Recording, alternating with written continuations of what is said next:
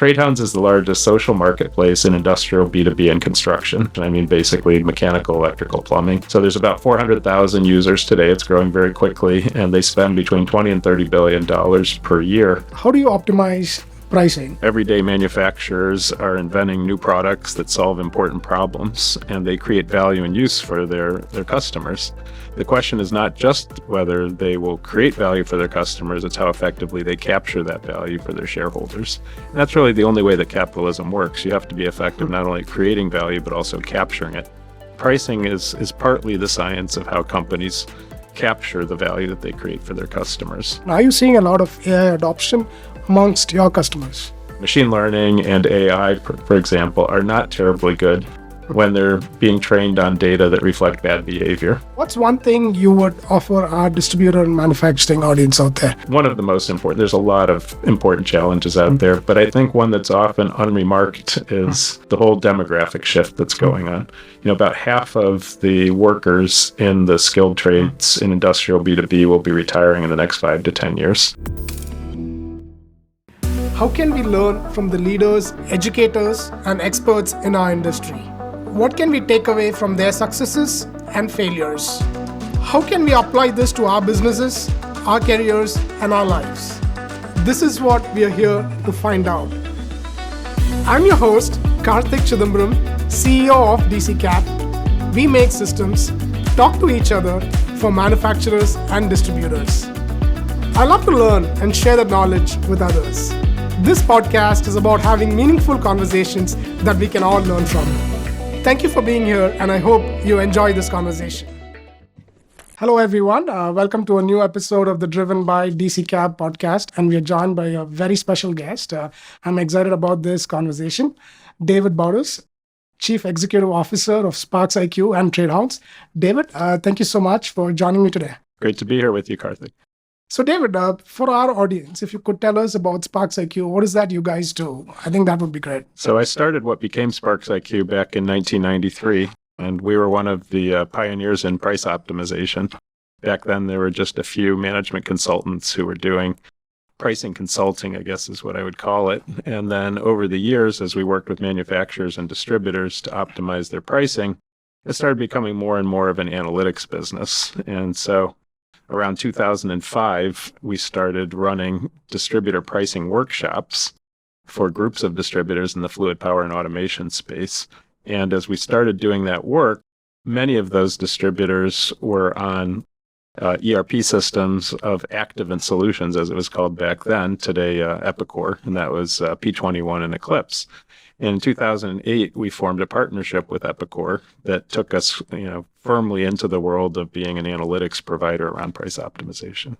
So it's awesome, right? So they say, when you start a business, you always handcraft, do things by hand, and then slowly evolve. And it's like a great story, right? So you start doing things by hand, run workshops, and then find a pattern and then create software out of it. That's right. There's a lot of tinkering that goes on early in a business, right? I mean, the most important thing is you're learning. It's not so much what you're doing as what you're learning. And as you experiment, as you see what works, what doesn't work, what's scalable, what's not scalable, that's kind of what sets you on the path that ends up working for you. So one question I always have, right, is how do you optimize pricing? Mm-hmm. And why should distributors or manufacturers choose SPARXiQ, right? This is a question I always have. Hey, sometimes, you leave dollars on the table. You don't want that, because you could make more money there, right?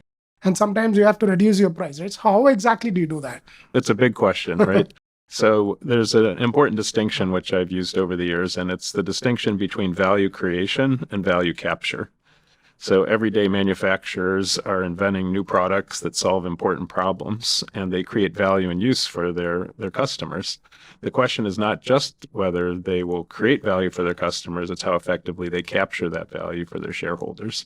And that's really the only way that capitalism works. You have to be effective not only creating value, but also capturing it. Pricing is partly the science of how companies capture the value that they create for their customers. In terms of why they should be focused on it, it's really about how do you make sure that you're getting the maximum value for your customers and from your customers. And a good pricing architecture really involves deeply understanding where is value created in the business, and therefore where can it be captured. And the way that we do that at SPARXiQ is we work with companies to be able to mine their transactional data, who bought from them at what prices and what quantities over periods of time, and help them to really profile where are the greatest areas of price sensitivity in their business, and conversely, where are there opportunities to get more margin and more profitability. So you look at value creation across different parts of the business, and then you optimize price. Am I understanding this correctly? Yeah, so just as an example, most manufacturers will have thousands, tens of thousands, hundreds of thousands, or even millions of part numbers. And depending on how they go to market, they may have thousands or tens or hundreds of thousands of customers. And same thing for distributors, broadly speaking. So what that means is they end up with millions, hundreds of millions, billions, or even trillions of pricing permutations. And so the difficult challenge for both manufacturers and distributors is to see through all of those permutations and understand the relative price sensitivity of each of them. And so that's where traditional approaches to pricing before price optimization really fell flat. A lot of salespeople were making up target margins, usually ending in zeros and fives. You had product managers trying to guess at how much margin they could get when they sold through their channel. And that approach produced a lot of what we call peanut butter pricing, where people just kept replicating very simple values over and over again. And what we realized as we started innovating in this space was that there was a huge amount of uncaptured value in these businesses. And, distribution's a very thin margin business. The average wholesale distributor in the United States makes about 4% operating profit. We were finding, as we mined the transactional data, that there is typically 200 to 400 basis points more profit that could be captured if they would just start embracing this, more robust approach to pricing. So not surprisingly today, companies work with SPARXiQ because they realize until they do the strategic pricing aspect of their ERP, they have a non-profit ERP system. When they can leverage the functionality, then they go from being non-profit to a for-profit ERP. And that's kind of our mantra, is to help companies master their data and convert data into dollars. And I would think price optimization would be needed mostly for mid to large distributors, right? So what kind of revenue, at what point should I really think about price optimization? Well, it really is not. Revenue is important because that determines how much opportunity there is, and also therefore how much resource can be invested in it. So I would say, broadly speaking, distributors who have over $50 million a year in revenue will have, let's just say, $1 million to $2 million, 200 to 400 basis points of potential opportunity. That means they can allocate resources. They can have pricing leader, for example, whose job it is to set up and maintain a system like that. They can invest in sales training to help their sales reps negotiate more effectively to capture more value. But it is true that the primary driver of the opportunity is complexity. So anytime you have the number of customers times the number of part numbers greater than, let's say, 1 million, that's a good threshold level of complexity. Okay, these are great use cases, right? We are reading a lot about agentic AI and all that, right? I think, in terms of price optimization, it's a great use case. Are you guys already doing a lot of that? And what are some of the use cases you are seeing? And are you seeing a lot of AI adoption amongst your customers? There are good use cases for artificial intelligence. However, it's important to understand where it does and doesn't work well. So machine learning and AI, for example, are not terribly good when they're being trained on data that reflect bad behavior. So, for example, salespeople deciding that they're going to give away 10 margin points to close an order. The machine reads that, okay, they caved 10 margin points, they got the order. And then you train it to do that. And next time, maybe it goes after 11 points or 12 points or 13 points. You can see very quickly how it could get off the rails. So that's not really where we see the best applications of it. Where we see better applications is on the purchasing platforms that SPARXiQ owns. So in material management and increasingly in Trade Hounds, we're getting actual buyer reactions to prices, which is different from looking at it from the seller side. So we're able to train our models around price sensitivity based on the way buyers are reacting, as opposed to the way that sellers are seeing it, which is often misleading. Tell us about Trade Hounds. What does Trade Hounds do? So Trade Hounds is the largest social marketplace in industrial B2B and construction. In construction, I mean basically mechanical, electrical, plumbing. So there's about 400,000 users today. It's growing very quickly, and they spend between $20 and $30 billion per year on the materials and products they need to do their work. And historically, this was a social app. It's very much for Gen Zers, the folks who are under 30 years old broadly. Over half of our users are in that age group. And historically, it was kind of like a mashup of TikTok and Instagram. So lots of people sharing video, sharing images, lots of discussion boards, people, young apprentices asking questions of the community, things like that. We acquired the company 2 years ago in late 23. And the reason we acquired it was that the burning desire of our community was for us to help them free up the amount of time that it required them to get their materials. So they were finding broadly that distributors were not efficient to do business with. That is, they often were closed at night when they were trying to put together their estimates and proposals for their customers or do their invoicing. Their websites were clunky. They didn't have great navigation. They also they typically would buy from 3 to 5 different distributors, and they didn't like having to navigate 3 to 5 different pathways. And so that pointed to a much more streamlined and simplified commerce experience. So what we've been focused on with Trade Hounds since acquiring them is really pivoting this business into being a social marketplace. Our users tell us broadly that they waste up to 40% of their time trying to source materials, and they're really looking for, as digital natives, a new way to bring that Amazon type of experience into how they source on a daily basis. So it's very interesting, right? So you're focused on the new age force, people under 30. So it's primarily used by contractors and technicians, right? But is it also used by the end user or no? It will be. So one of our recent acquisitions was of Wrangld. Wrangld is an upstart competitor to companies like ServiceTitan. So they're involved in really that whole process between estimating and proposing to the end customer, as all the way through cash collection. So that means that, of course, they will have integrations with the end customer in order to be able to complete that cycle. So really what we're doing is bringing the Wrangld functionality into the Trade Hounds app so that our users can do that whole estimating through cash cycle in-app. And Wrangld is used by end user. So Wrangld today is not used by the end user. Okay. In the future, however, there can be consumer-facing or end customer-facing version of Trade Hounds, which would have those engagement points between the contractors proposing the work and those who are reviewing and approving that. I like the chain, right? I like how you guys integrate everything, right? So Trade Hounds, or SPARXiQ, Trade Hounds, and Wrangld, right? So, I'm just curious, right? So, obviously strategy is an important constituent of this, right? So how do you strategize, how do you work? I'm just trying to understand. Well, it's sort of similar to how the whole SPARXiQ started, right? You throw yourself into something and you start listening to customers, you start listening to buyers and sellers, and then you understand where are the pain points in the business. So at SPARXiQ, we had decades, literally, of working with manufacturers and distributors. We knew what a lot of their challenges were. We understood some of the important technical changes that were going on in those industries. And we saw that there was an opening in the marketplace to do this. How it evolves, though, it goes back to that whole tinkering stage. So we were very blessed early in our journey to start working with some of the leading manufacturers and distributors on this Trade Hounds project. And so we've been learning actively what are the goals of a manufacturer to innovate in the face of demographic change. Or what are the goals of distributors to be able to connect and sell to the next generation of customers? And so that's really what's led us to this point. And then really spending time at all of the user conferences of the Contractor Association. So in electrical, it would be a National Electrical Contractors Association, attending those and, really rolling up your sleeves, listening, learning, tinkering. And same thing with IEC, Independent Electrical Contractors Association, and even engaging with unions, trade schools, all of that stuff.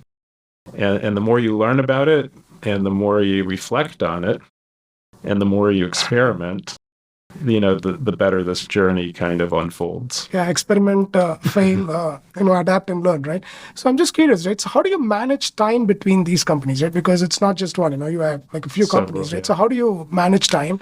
And is there like, I need to allocate this time for this company, this time, or is there like a method you use? Well, I think, most important thing is to be flexible, because you never know on any given day, where are the best opportunities to spend your time. I would say, we're very blessed at SPARXiQ to have a very strong operating team. And so really that team operates very effectively on a daily basis. We also have great teams in all of our companies. So really, I view my role as being a facilitator and a learner, I guess is what I would say. Obviously I have a strong strategic bent, but my most important things I can bring are perspective because of all of these decades having spent with all the different parties in the ecosystem, and then really trying to integrate and collaborate with people, try to make it easier for them to do the right work and to empower them to take risks and tinker, because the tinkering is just ongoing. Keep tinkering. Right? That's a good way to do it, right? I think it's a changing world order, right? So, I mean, AI and also lots of things happening around us, right? So what's one thing you would offer our distributor and manufacturing audience out there? So if there's one piece of advice, or what should they be doing? I think the most important thing, that, as I see it, one of the most important, there's a lot of important challenges out there, but I think one that's often unremarked is the whole demographic shift that's going on. About half of the workers in the skilled trades in industrial B2B will be retiring in the next 5 to 10 years. That means they're going to be replaced. If we work hard, they'll be replaced by a new generation of people with very different buying expectations, very different ways of relating to their trading partners. I don't think a lot of manufacturers and distributors have fully thought through what the implications are for their business. We know large companies out there going out, buying up their competitors, trying to consolidate industries, and dedicating almost no resources to mastering this demographic shift.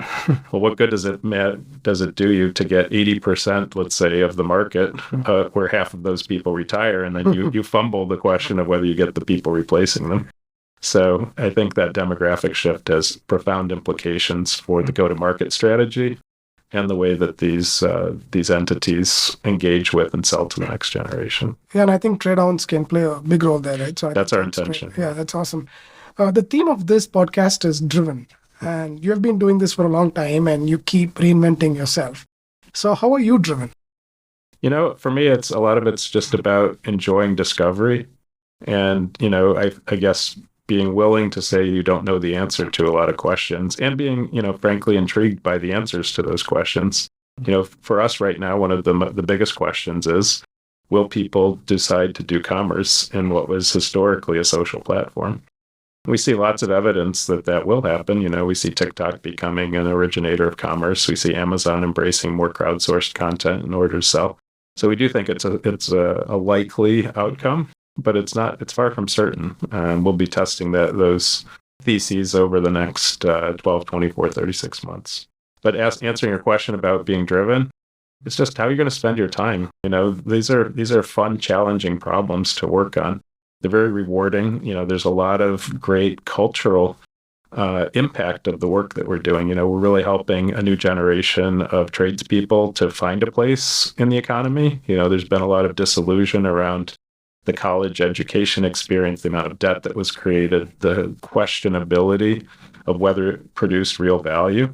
And I think a lot of young people in the economy today really want to rethink what is meaningful in work, and where do we actually find a place in the economy that makes sense.